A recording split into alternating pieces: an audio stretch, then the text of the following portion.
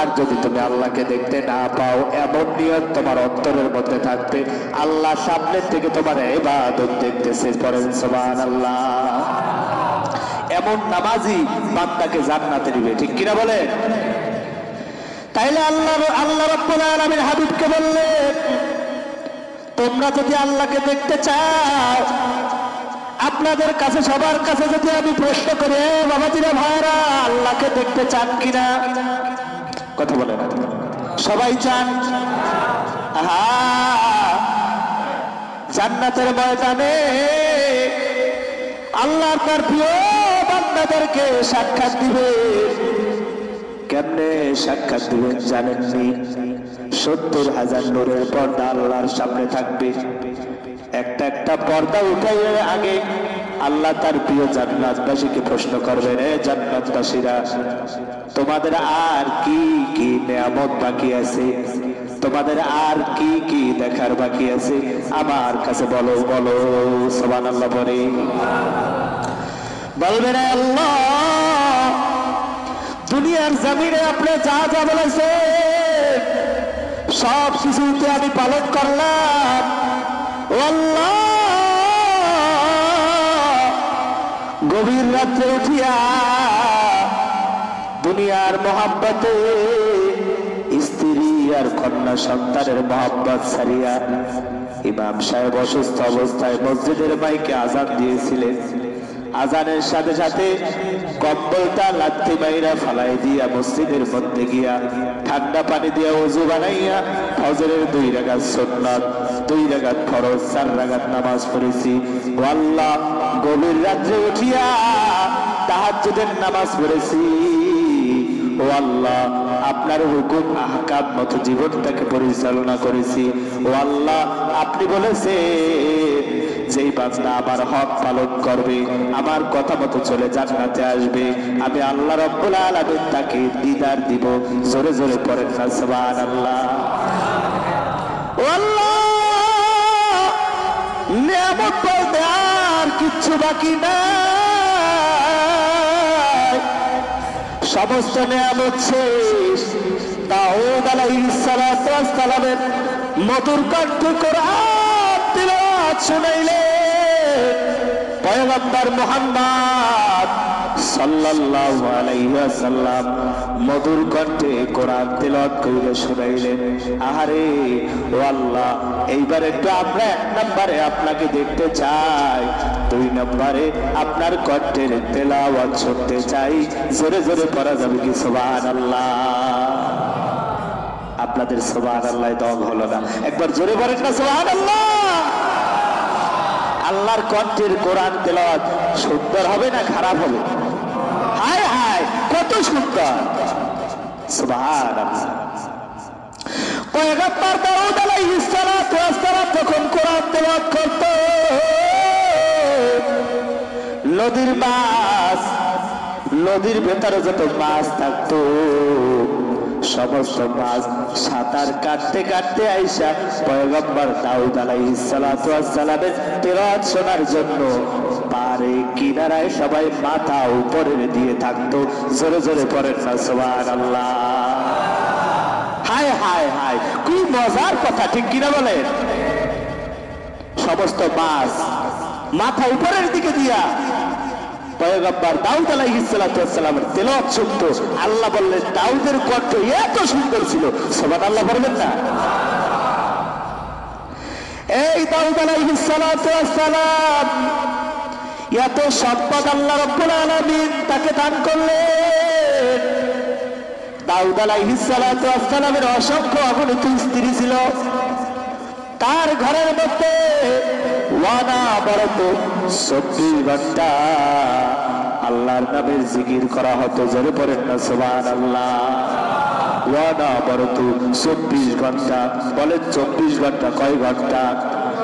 এক স্ত্রী ঘুমাইতো, আবার আর এক স্ত্রী, আবার আর এক স্ত্রী ঘুমাইতো, আবার আর এক স্ত্রী। 1 ঘন্টা সে, 1 ঘন্টা আর একজন, আবার আর 1 ঘন্টা আর একজন, এরকম করে করে 24 ঘন্টা দাউদ আলাইহিস সালাতু ওয়াস সালামের ঘরে আল্লাহর নামের জিকির আর তাসবিহ নামাজ চলতেই থাকতো। পড়েন সুবহানাল্লাহ। আপনার ঘরে ক ঘন্টা চলে? শয়তান এসে বলল, দাউদ আলাইহিস সালামের ইবাদতের পরিধি দেখে শয়তানের মাথা খারাপ। নাউজুবিল্লাহ বলে, ইবাদত বেশি করলে বেজার হয় কে? কথা বলেন না, কথা বলেন না। শয়তান বেজার হয় কে? বেজার হয় শয়তানটা একটু পরে ঢুক মসজিদের ভেতরে। আরে আমল নামায় সব ঢুকলে তো তুই জান্নাতে চলে যাবি, ঠিক কিনা বলে? শয়তানের মাথা খারাপ হয়ে গেল। শয়তান দাউদ আলাইহিস সালামের কাছে এসে বলে, দাউদ, এত ইবাদত কেন করো? দাউদ আলাইহিস সালাম বলেন, আল্লাহর খুশিতে। বলে, তাই নাকি? বলে, হ্যাঁ। এরপরে দাউদ আলাইহিস সালাম আবার আল্লাহর দরবারে বললেন, শয়তান গিয়া, ও আল্লাহ, আপনার দাউদ আপনার এত কেন ইবাদত করে জানেননি?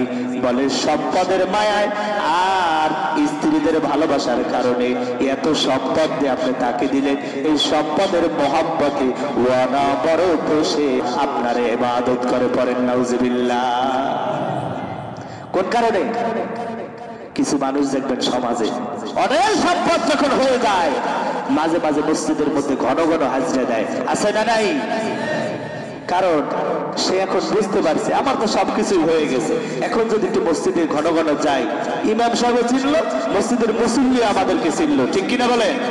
আছে না নাই? এগুলো হলো লোক দেখানোর ইবাদত। প্রিয় বাবাজিরা, ভাইরা, আল্লাহ বললেন, না না, আমার দাউদ আমাকে সম্পদের মারায় মহব্বত, আমার সম্পদের জন্য ইবাদত করে না। বলে, না আল্লাহ, আমি বলতেছি সম্পদের মহব্বতে আপনার দাউদ এত ইবাদত করে। নাউজুবিল্লাহ বলে।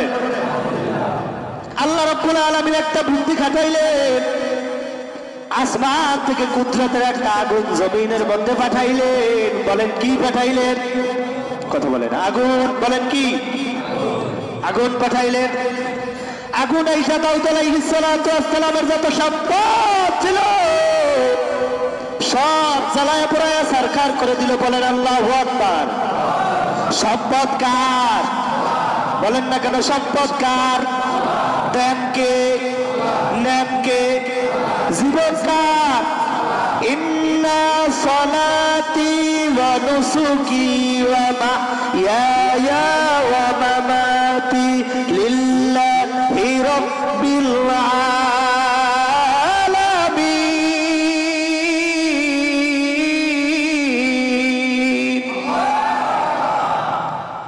ইন্না সলাতি আমার নামাজ, ওয়া নুসুকি আমার কুরবানি।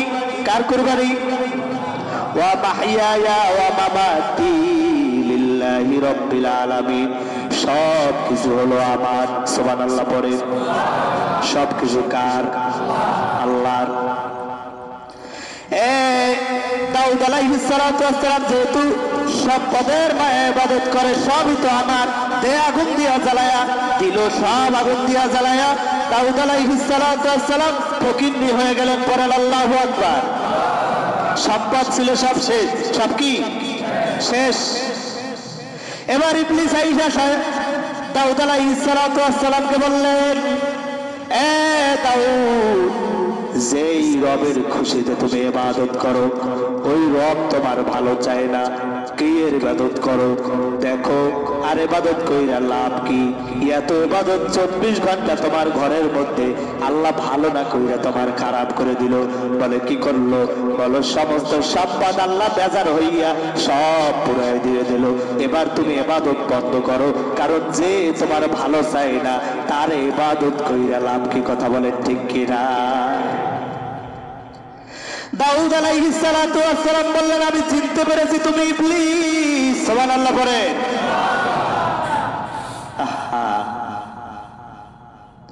আমি ইবাদত বন্ধ করব না। বলে, কেন করব না? বলে, আগে আমি ইবাদত করতে যখন বসতাম তখন আমার গরু বাছুরের টেনশন মাথায় থাকতো, ঠিক কিনা বলে? কথা বলে না? ইবাদত করতে যখন আসি দোকানটাকে খোলা রেখে আসতাম, কখন কে কোন জায়গা থেকে ফাঁকুর ফুকুর চুরি করে নিয়ে যায়, ঠিক কিনা বলে? আগে ইবাদত করতাম, মাথার মধ্যে টেনশন ছিল, আমার গরু বাছুর ছিল। আগে ইবাদত করতাম, আমার এত সম্পদ সম্পদের মহব্বতে রুকু সিজদা ঠিক মতো করতে পারতাম না। আলহামদুলিল্লাহ সব সম্পদ আল্লাহ পুরাই নিয়ে গেছে, কোনো পেরেশানি নাই। এইবার আল্লাহর মহব্বতে আলহামদুলিল্লাহ ঠান্ডায় নো পেরেশানিতে আমি আল্লাহর ইবাদত করবো। জোরে জোরে করেন না সুবহানাল্লাহ। সব শেষ, এবার আমি পেরেশানি মুক্ত। সুবহানাল্লাহ পড়বেন না?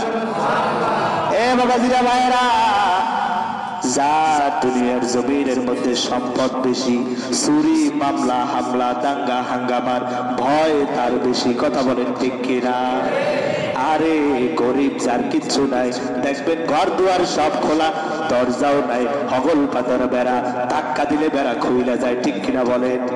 আরামের ঘুম ঘরের মধ্যে ঘুমায়, নাক ডেকে ঘুমায়, কোনো সম্পদের পেরেশানি নাই, চুরি হওয়ার পেরেশানি নাই। ঠিক কিনা বলে? ও দুনিয়ার মানুষ, কোন দুনিয়ার মহব্বতে পড়ছো? দাউদ আলাইহিস সালাতু ওয়াস সালামের মতো সম্পদশালী হতে পারো না। দেখো দাউদ